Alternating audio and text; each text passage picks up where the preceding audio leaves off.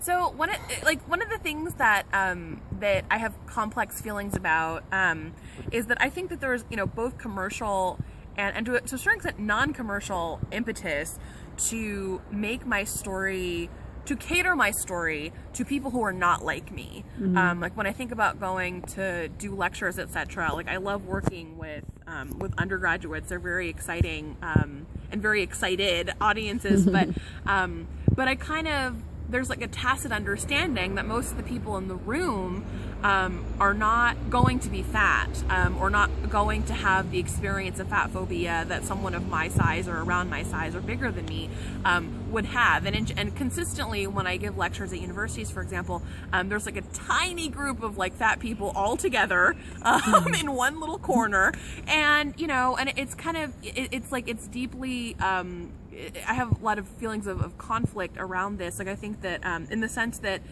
I feel like a lot of times there's this impetus or motivation, and I don't think it's just me, I think it's a lot of people, to talk about my life as a fat woman of color, as if it's presumed that you cannot relate to this at all. And I sort of use the analogy or like the metaphor in my mind of like inviting a bunch of people to a table, and I'm kind of put in the middle of the table in like a glass box. And there's kind of this voyeuristic energy to it that I find complicated. And I think that again, like this kind of is an expectation of commercial writing or anything that's going to be mainstream.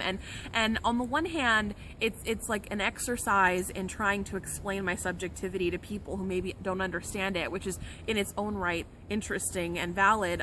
I think that I find my most nourishing work happening among people who understand it, who have had experiences like mine, because we can elaborate on our understanding of it, and it doesn't just stay at this level of like, this is what fat phobia is, this is how it manifests, it is real. It's kind of like this, it becomes rather than a legitimizing work, it becomes a community effort of intimacy, and those are very different things. So yeah. Yeah.